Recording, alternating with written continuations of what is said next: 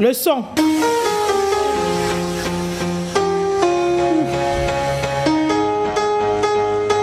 Les portables sont sous silence.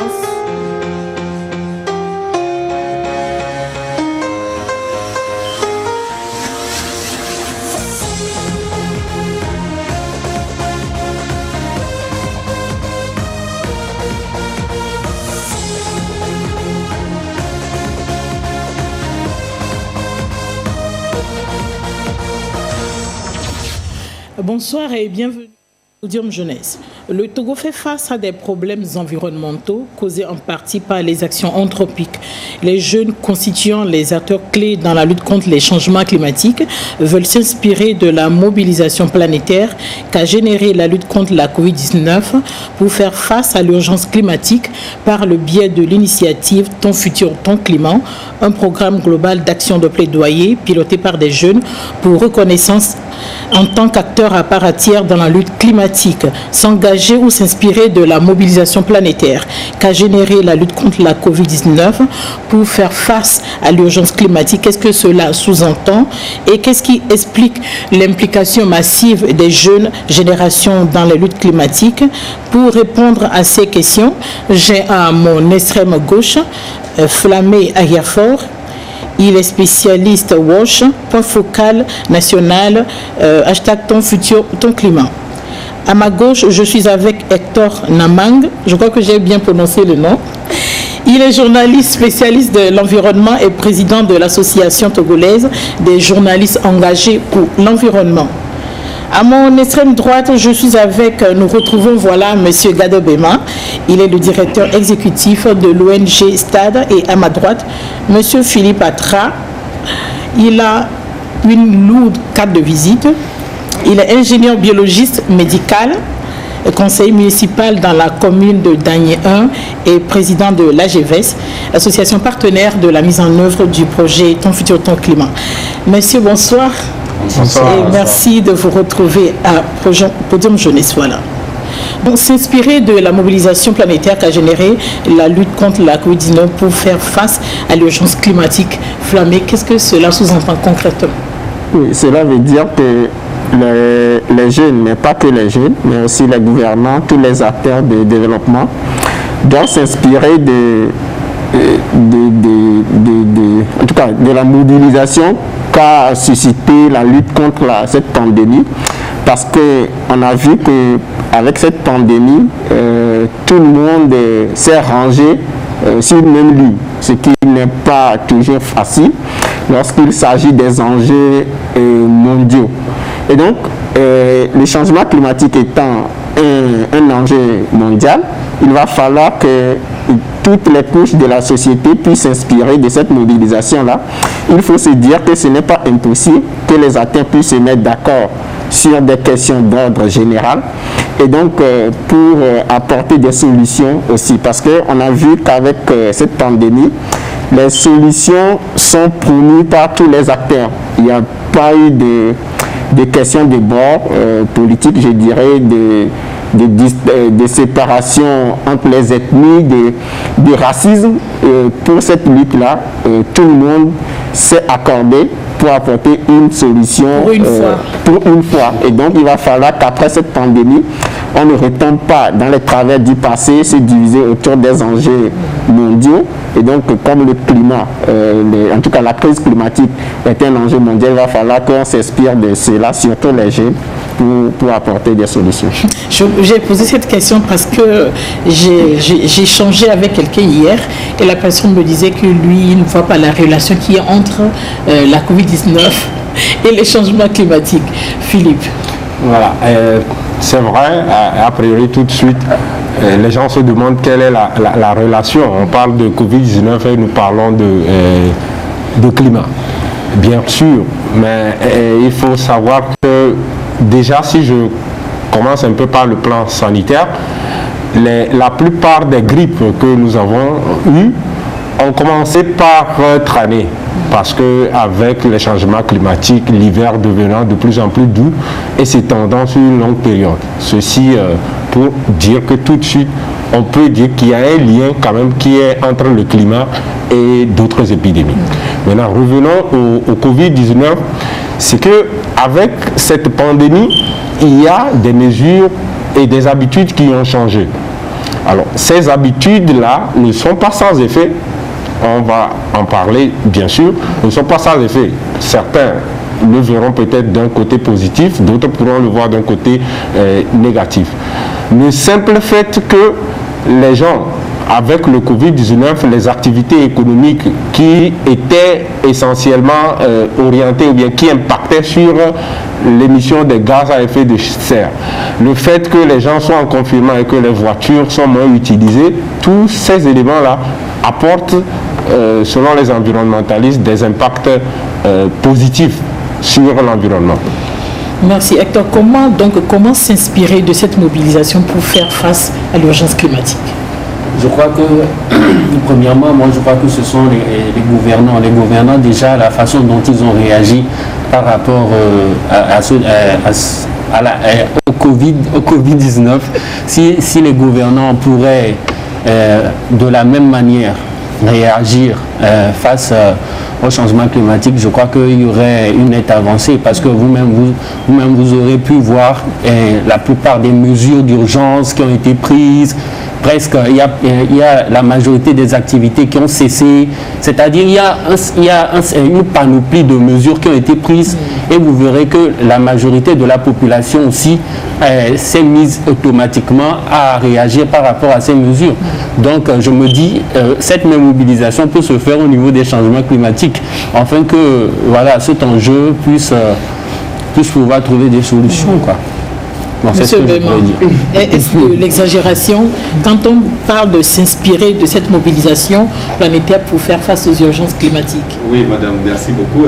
Pour la première fois, je vais vous décevoir. Parce que, évidemment, il y a 3 raisons qui peuvent justifier le fait que une mobilisation telle qu'on voit au niveau de la Covid-19 ne pourra jamais s'établir au niveau des changements climatiques. Et pour 3 raisons. La première raison, c'est évidemment la mobilisation des dirigeants. Vous savez, certains même ont qualifié la Covid-19 comme étant une maladie des riches. Une maladie des riches? Absolument. Parce que la Covid-19 n'épargne pas une vie. Vous avez vu des chefs de gouvernement, des ministres et autres qui ont perdu la vie dans cette coronavirus. Alors, et puis, de 2, les personnes qui voyagent le plus au monde, c'est les dirigeants, c'est les gouvernants. Et donc, ils sont directement touchés. Et donc, quand ces personnes, ces personnalités sont touchées, ils réagissent aussi vigoureusement contre le mal. Et donc, c'est ça qui a entraîné la mobilisation que vous voyez aujourd'hui autour de cette pandémie à coronavirus. Par contre, la deuxième raison qui fait qu'on ne peut pas avoir une telle mobilisation, c'est que les effets des changements climatiques ne sont pas perceptibles directement. Vous voyez? Donc, aujourd'hui, il faut des millions d'années pour constater les changements au niveau du climat. On est en train de vivre une chaleur extrêmement terrible aujourd'hui à Lomé. Moi, j'étais venu à Lomé, je ne connaissais pas une chaleur telle qu'on la vit aujourd'hui. Nous n'avons plus 2 saisons au niveau de la maritime. On n'a qu'une seule saison. Saison pluvieuse et saison sèche, tout comme dans le septentrional. Est-ce que vous pouvez faire la différence entre les saisons aujourd'hui? Il n'y en a pas.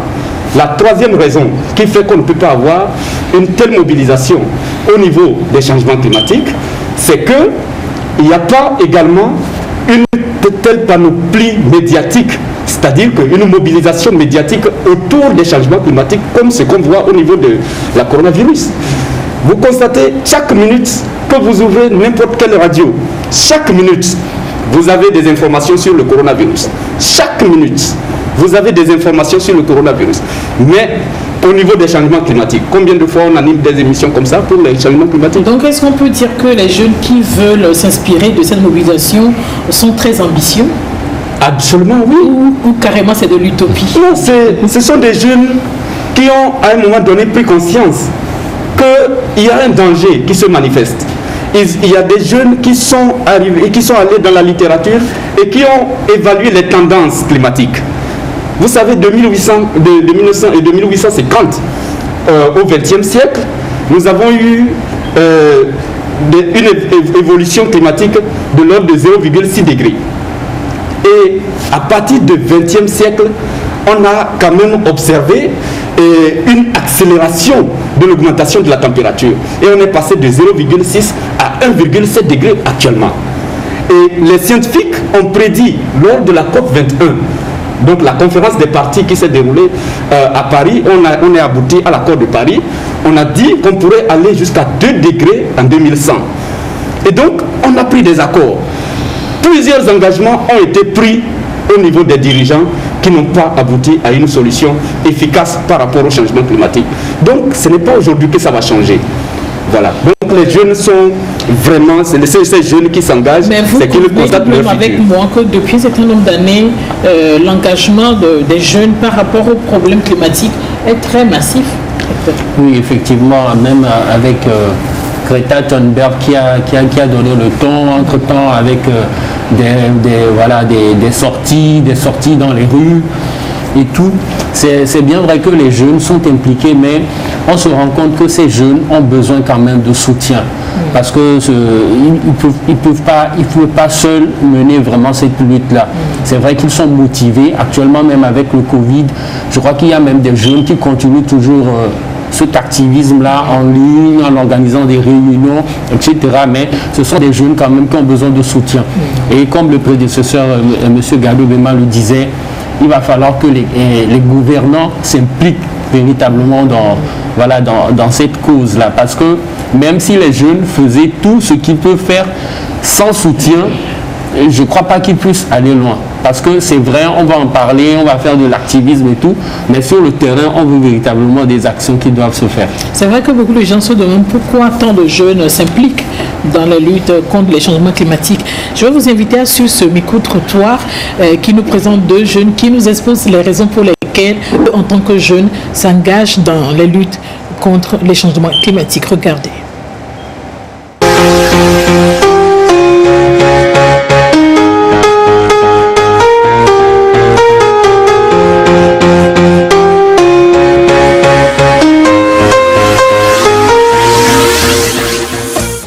L'implication des jeunes dans la lutte contre les changements climatiques s'explique d'abord par les enjeux multiples que posent les changements climatiques aujourd'hui.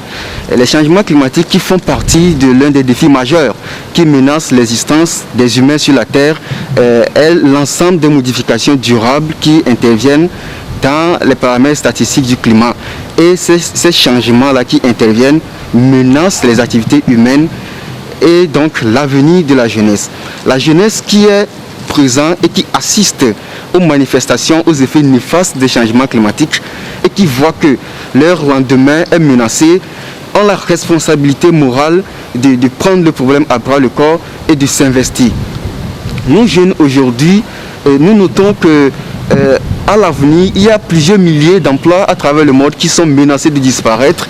C'est notre demain qui est menacé. Nous devons maintenant, avec notre capacité d'innovation, créer de nouvelles choses. Nous devons, avec notre capacité d'imagination, mettre en place des mesures d'adaptation pour pouvoir vivre demain, pour ne pas être impacté négativement par les effets des changements climatiques. Il faut aussi noter que la diminution des rendements de l'agriculture qui ont une répercussion sur la sécurité alimentaire nous interpelle, d'autant plus que nous devons garantir pour nous et pour les générations à venir, puisque nous serons responsables devant ces générations, nous serons là à leur répondre à tout ce qui ne va pas. Il nous faut vraiment nous impliquer. Et bien sûr, au-delà de tout cela, au-delà de l'aspect négatif, il faut aussi remarquer que les changements climatiques, quoi qu'il soit un défi, présentent également des opportunités pour la couche juvénile.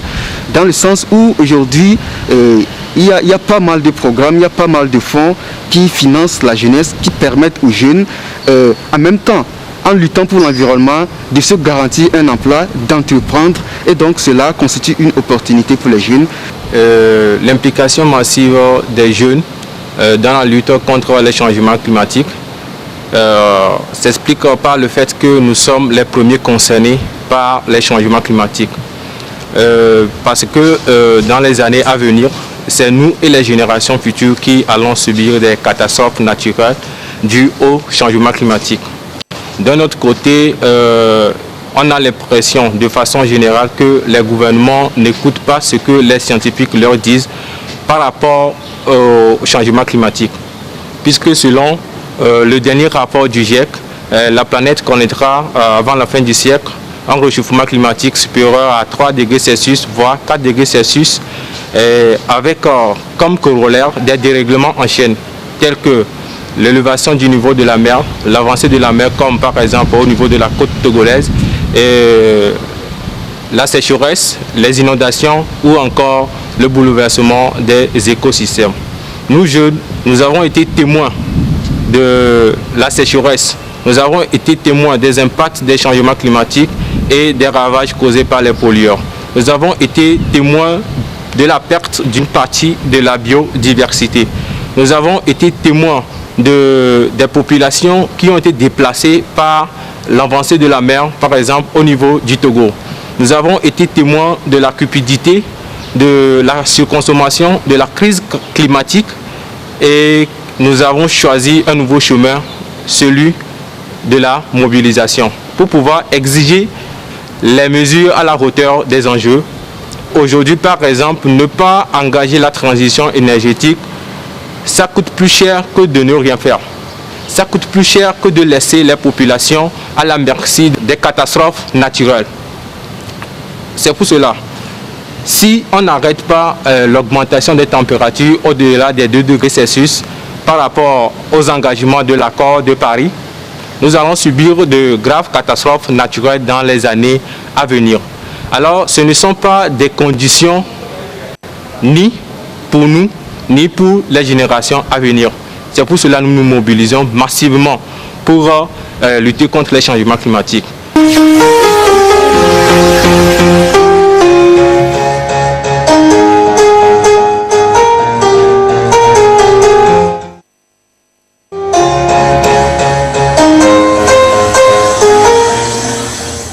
Merci de revenir avec nous au plateau. Nous allons passer au décryptage des propos de nos amis Hector.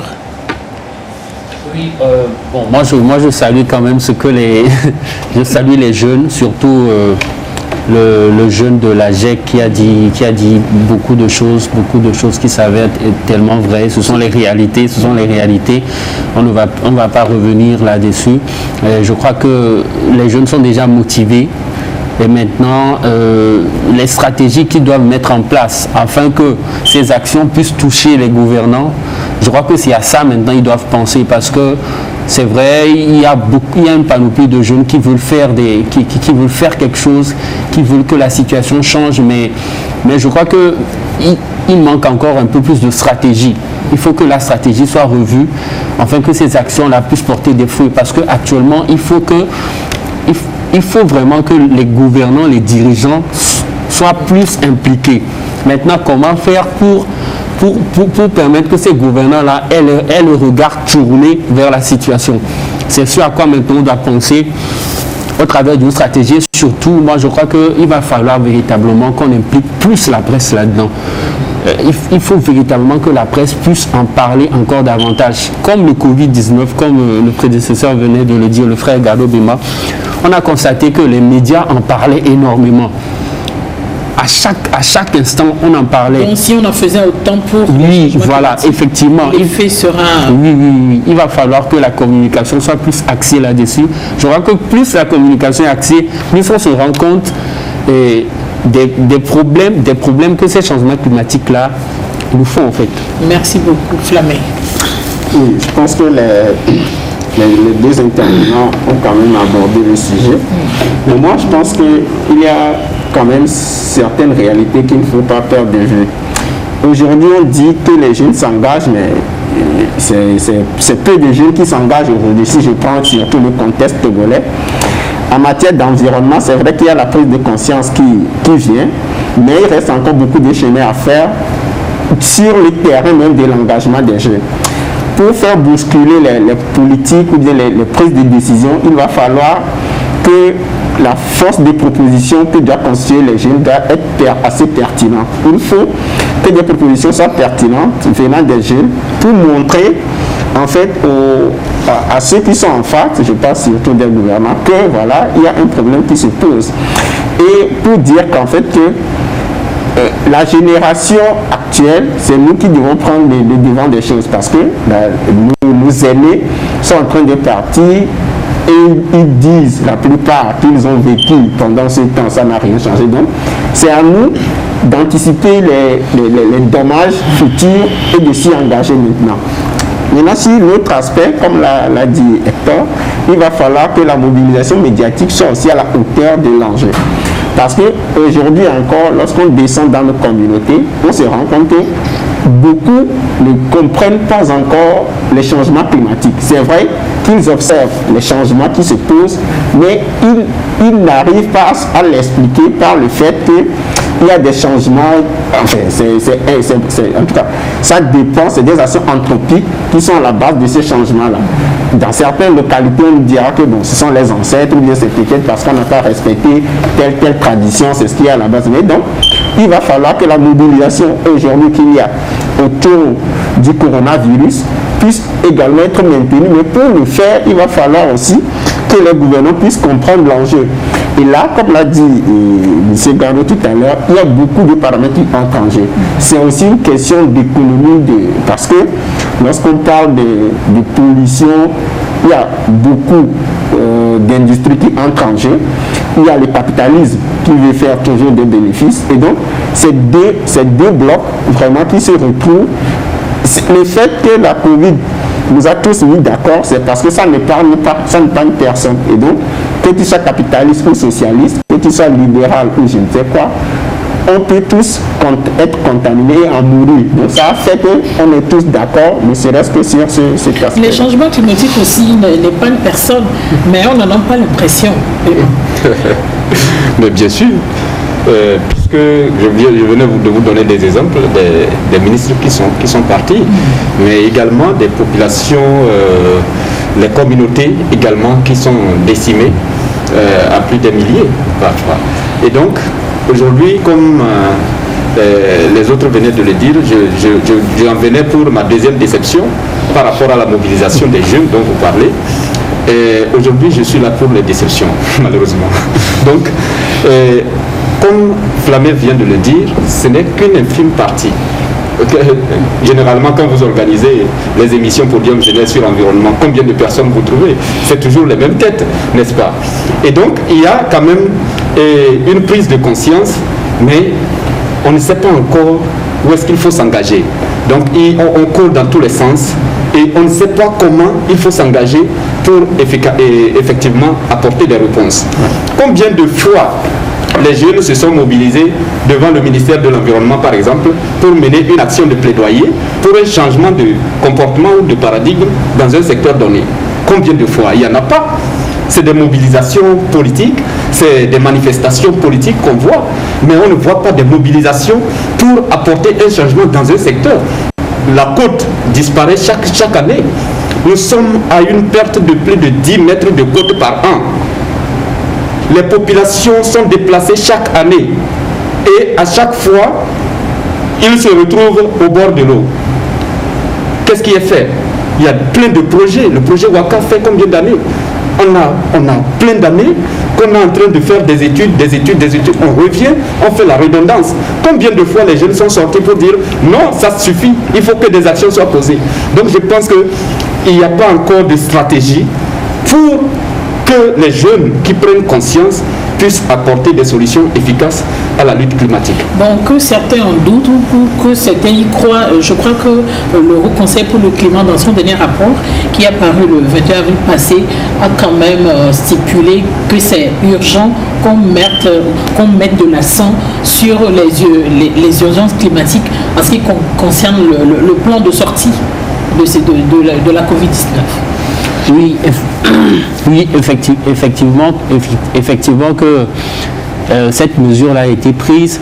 Mais bon, moi je me dis que ce qui doit se faire actuellement maintenant, c'est que la mobilisation soit vraiment une mobilisation totale, au fait, ou bien globale, si je dois le dire. Il va falloir que beaucoup d'acteurs puissent véritablement s'intéresser à la chose. Il ne va pas falloir que ça soit seulement les mêmes personnes qui font chaque jour la même chose. Parce que, comme le prédécesseur venait de le dire, c'est vrai qu'on se rend compte que des fois, ce sont ceux qui ont pris l'engagement seuls qui continuent par le faire. L'engagement n'est plus contagieux au fait. Alors que le problème actuellement, c'est un problème qui touche tout le monde. L'environnement, je crois que l'environnement, c'est pour tout le monde au fait. Et quand on parle de changement climatique aujourd'hui, ça doit quand même titiller tout le monde. Et quand tu disais tout à l'heure qu'on devait impliquer la presse, je crois que toi, en tant que président, oui, effectivement, engagé pour l'environnement. Effectivement, oui, c'est ça qui nous a poussé d'ailleurs à penser à un petit réseau de journalistes qui se spécialisent carrément dans l'environnement. Oui, dans ce domaine. Mais bon, je pourrais vous dire même que ce réseau, bon, c'est vrai, quand on l'a lancé, c'est vrai, il y a une dizaine de médias qui s'y intéressent, mais actuellement, si je vous dis qu'il y a vraiment des journalistes qui sont assez ancrés dedans, très axés là-dessus. C'est minime, en fait. Et comme M. Gado-Mema le disait, je crois que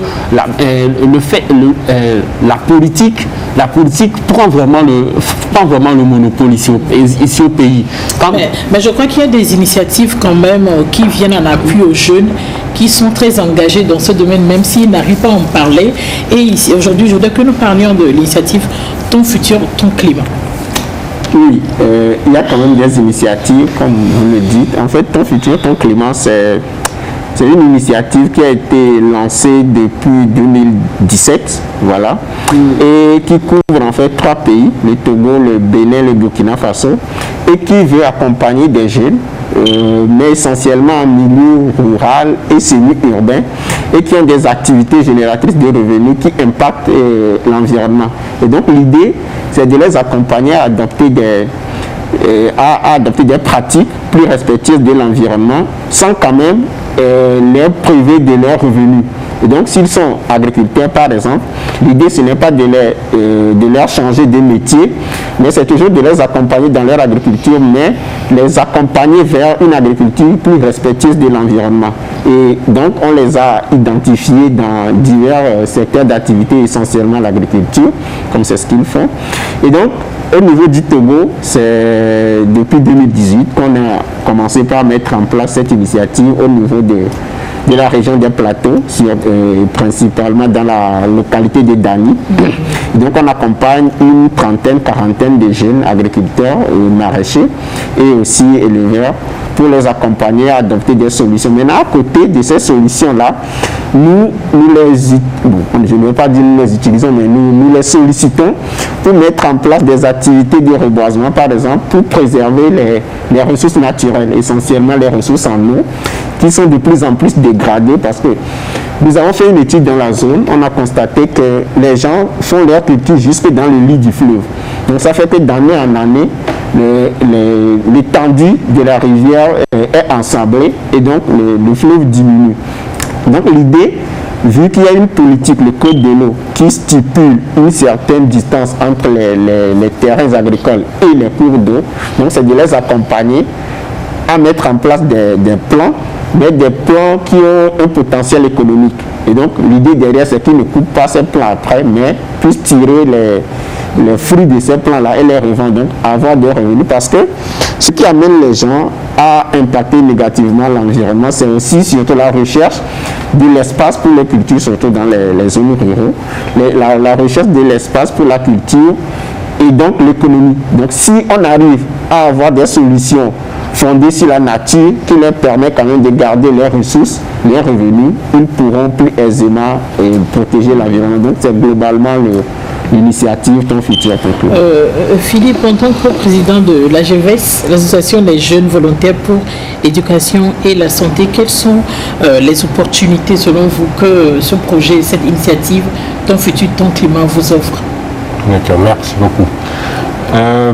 Dans le cadre de la mise en œuvre de l'initiative Ton futur, ton climat au Togo, À Jevès, c'est vrai, c'est toujours le climat, hein, c'est toujours l'eau qui a fait qu'on a eu la chance de connaître Flamey.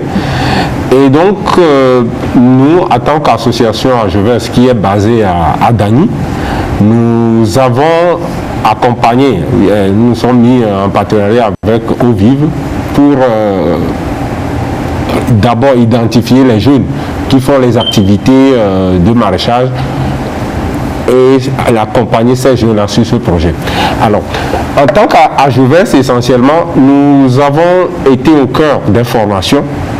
Et donc, non seulement, ce n'est pas les jeunes qui faisaient seulement ces activités-là qui ont été impliqués, mais nous avons essayé d'extrapoler les objectifs de ton futur ton climat pour dépasser peut-être le nombre de 35 jeunes. Aujourd'hui, nous pouvons, avec l'appui de Jevès, nous pouvons estimer que les bénéficiaires directs peuvent être estimés en une centaine, puisque nous avons réfléchi pour trouver maintenant des femmes pour appuyer les actions de sensibilisation.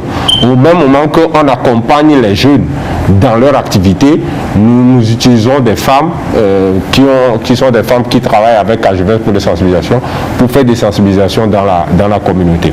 Donc les jeunes ont été formés dans les domaines agricoles, comment améliorer leur culture à travers le compostage, également puisque c'est des jeunes qui font le maraîchage, donc ils savent déjà faire leur pépinière de choux, de haricots verts, etc. On s'est basé sur ça maintenant pour leur apprendre à réaliser également les pépinières arboricoles.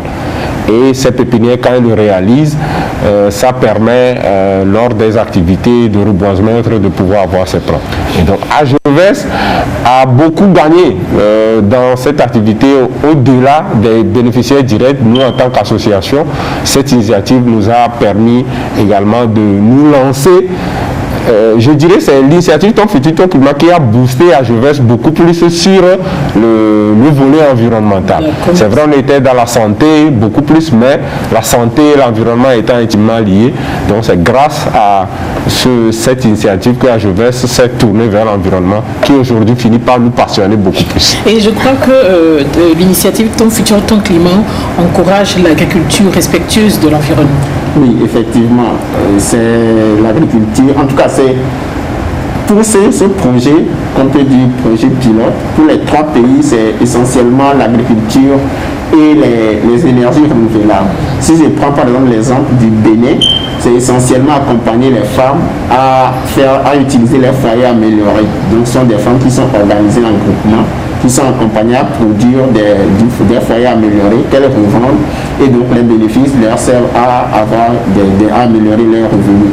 Mais c'est surtout accompagner les jeunes qui sont déjà dans l'agriculture, parce que bon, c'est pas plus compliqué d'autres jeunes à venir dans c'est leur activité qu'ils font, mais c'est de les amener à changer des méthodes, à changer des pratiques et utiliser beaucoup plus des pratiques plus respectueuses de l'environnement. Maintenant, c'est ouvert de façon globale. L'initiative a 4 volets essentiels.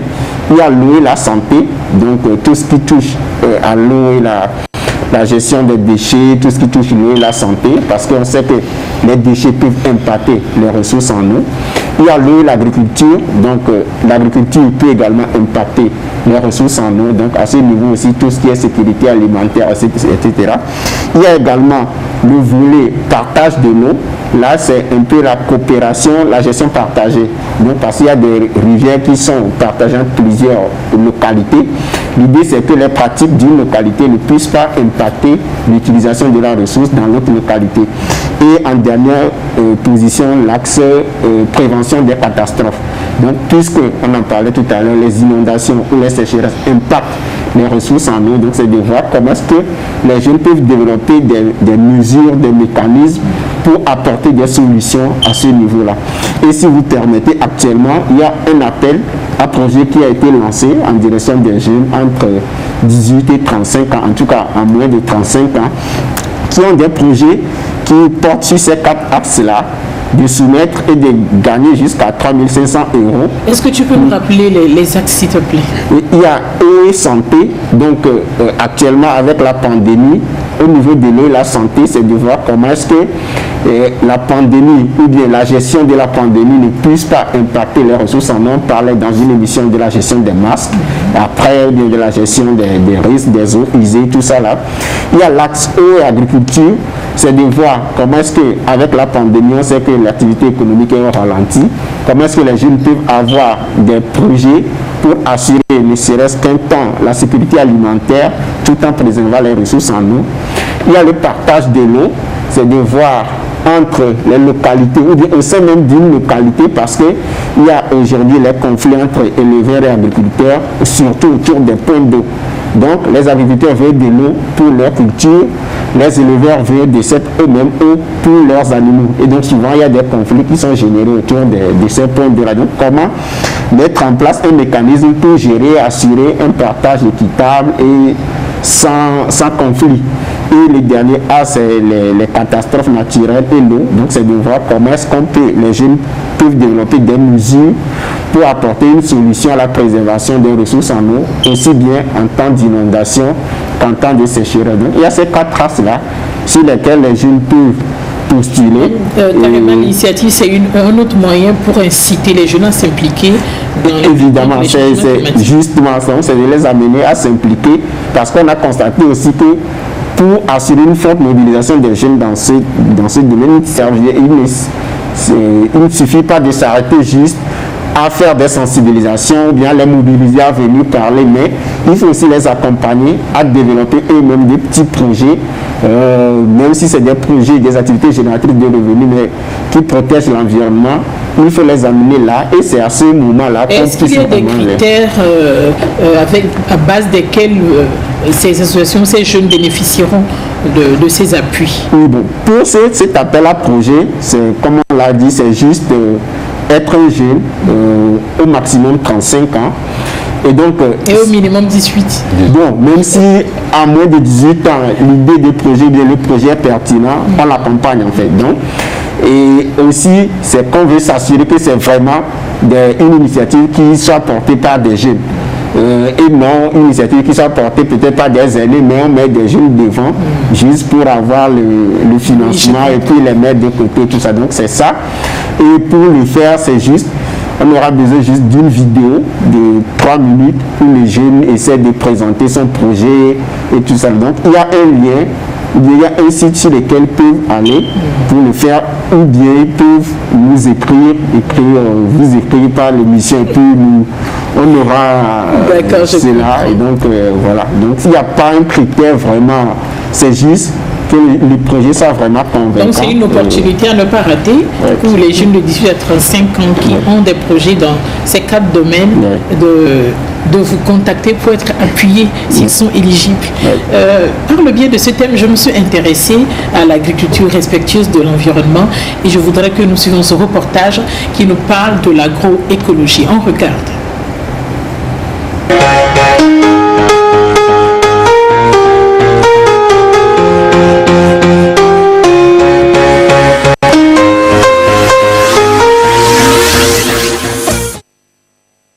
S'adapter au changement climatique et son atténuation constituent les principaux défis que doit relever l'agriculture du XXIe siècle.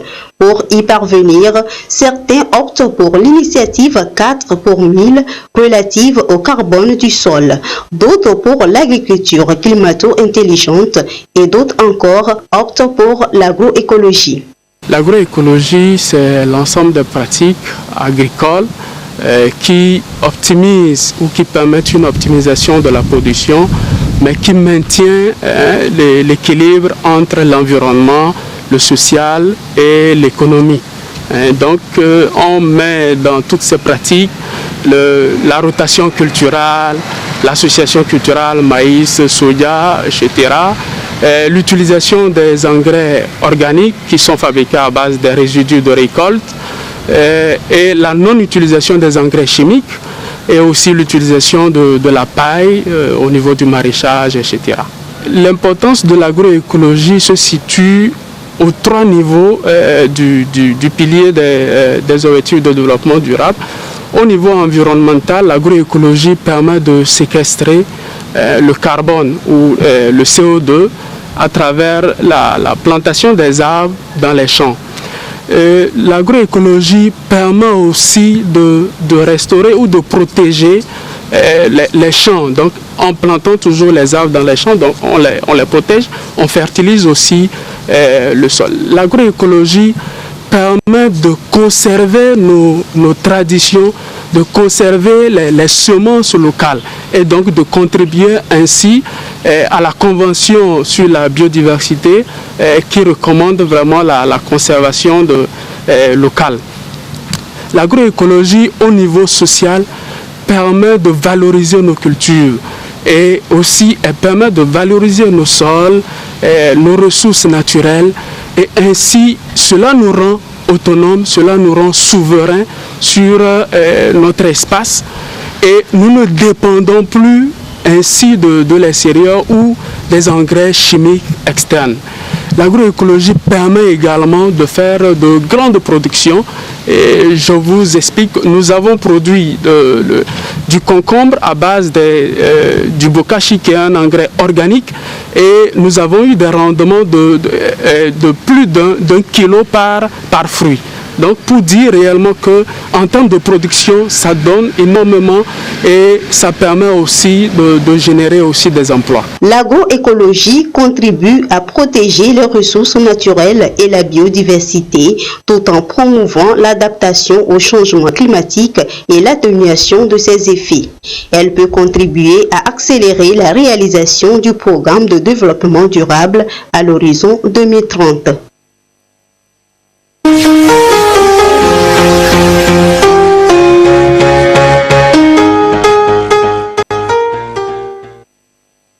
Nous avons suivi ce reportage avec la voix de Medina Bacha.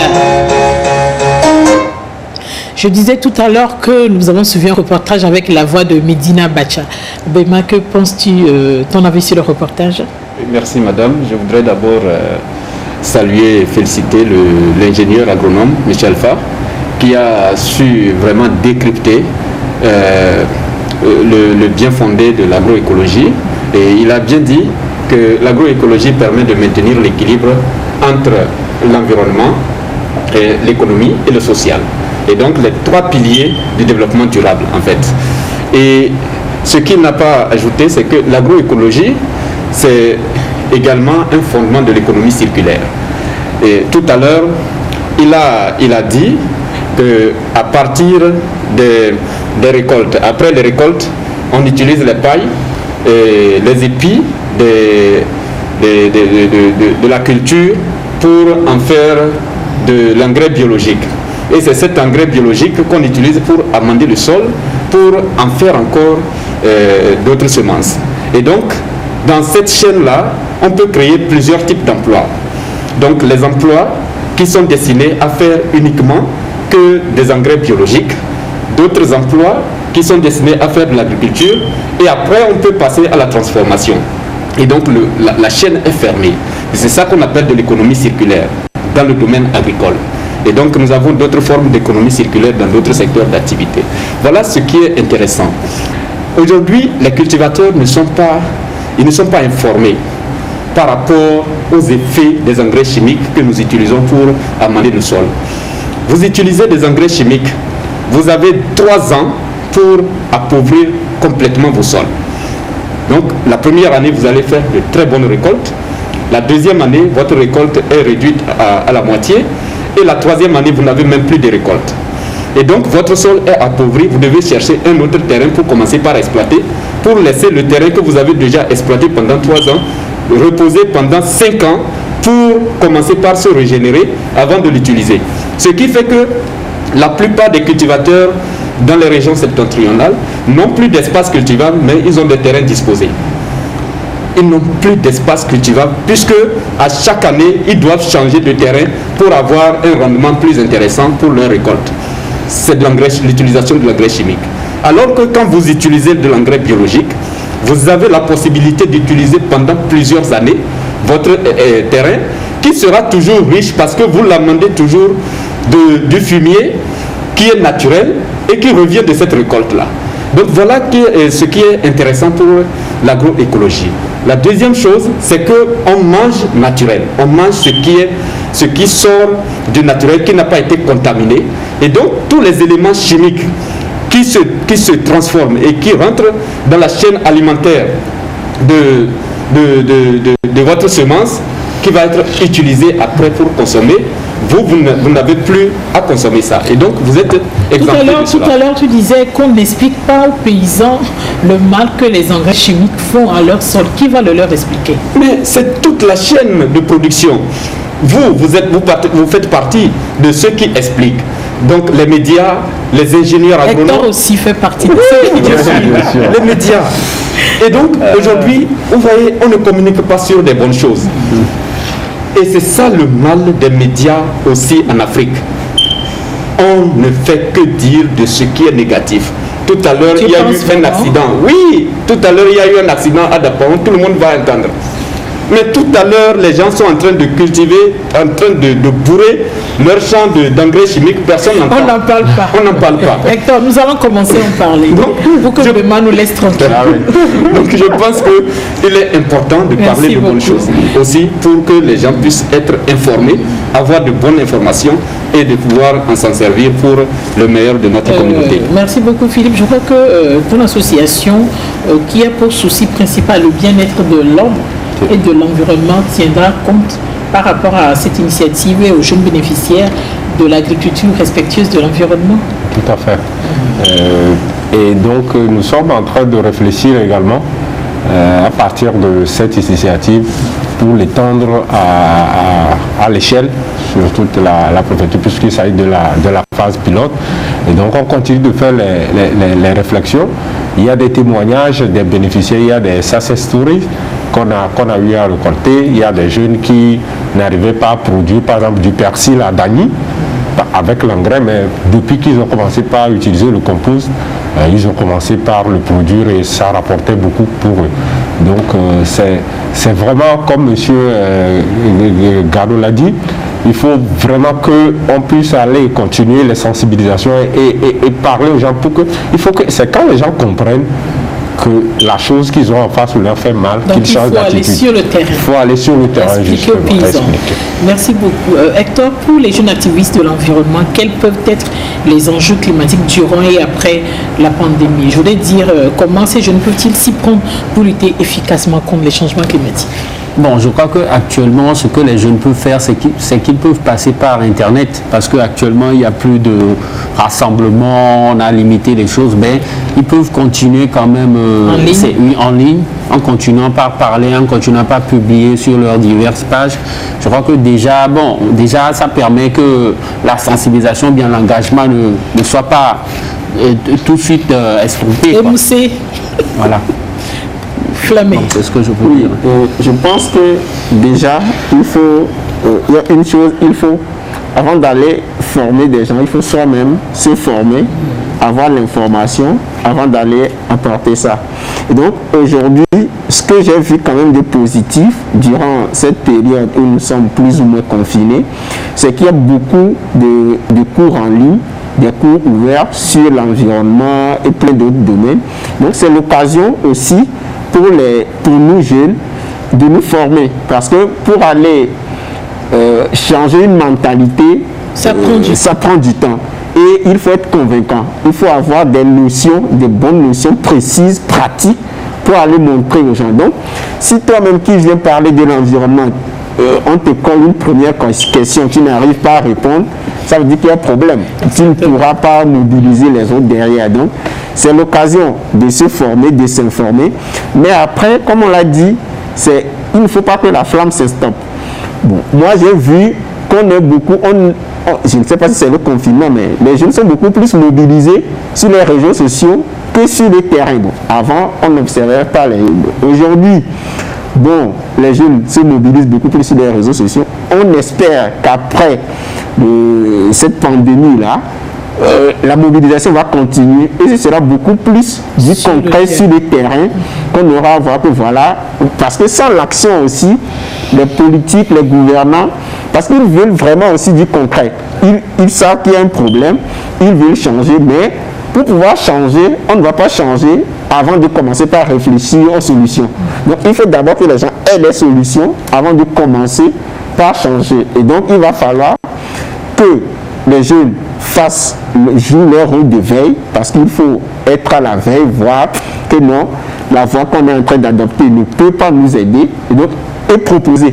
Parce qu'il ne faut pas seulement critiquer, mais ne rien proposer derrière. Donc c'est ce qu'il faut. Béma, je crois que nous sommes à la fin de nos échanges. Merci. Votre mot de fin. Merci. Bon, peut-être, je dirais aux jeunes qu'on doit travailler suffisamment pour changer notre État et éviter d'attendre l'État. Car l'État n'attend pas l'État ne connaît pas notre État. C'est un mot de fait, Hector. Ça, c'est une réflexion qui nous renvoie à une réflexion là. Oui, bon, les jeunes doivent continuer quand même, ils doivent continuer. Il ne faut pas que cet engagement-là s'estompe. C'est à force de persévérer qu'on pourra vraiment... Que nous aurons des fruits. Oui, voilà, c'est ça. Merci beaucoup, Philippe. Merci beaucoup. Les jeunes, nous devons, on le dit à chaque fois, nous sommes l'avenir, l'avenir nous appartient. Et donc il faut que nous continuions par nous battre pour notre futur. Mais à l'endroit de nos gouvernants, il faut justement aussi qu'ils continuent les appuis à cette jeunesse. Sinon, c'est un peu difficile, comme ça ressemblerait à un professeur qui dit à ses élèves de faire un devoir, mais sans cahier ni bic. Je ne pense pas comment ça va se faire. Merci beaucoup. Je vous remercie pour vos différents apports. Chers téléspectateurs, je vous rappelle que j'étais avec à mon extrême gauche, Flamé Ayafor. Il est spécialiste WASH, point focal de l'initiative Ton climat. À ma gauche, Hector Naman, journaliste de l'environnement et président de l'association togolaise des journalistes engagés pour l'environnement. À mon extrême droite, c'était monsieur Kado Béma, directeur exécutif de l'ONG STAD, et à ma droite, Philippe Atra, ingénieur biologiste médical, conseiller municipal dans la commune de Dagné 1 et président de l'AGVS. Nous savons que souvent, les gens pensent que les jeunes ne sont pas directement impliqués, concernés par les changements climatiques. Souvent, les changements climatiques sont parfois jugés trop lointains, voilà, pour provoquer des inquiétudes et des actions chez une part importante de la société qu'est la jeunesse, alors que cette dernière est un acteur social majeur dans la lutte contre les changements climatiques et porteuse d'un message, celui de la préservation de la planète et au bénéfice des générations futures. J'ai été heureuse de partager ces informations avec vous et retrouvez-moi le samedi prochain à 16h temps universel sur la télévision togolaise pour un numéro de Podium Jeunesse tout aussi intéressant que celui-ci. Au revoir et à très bientôt. Mesures barrières.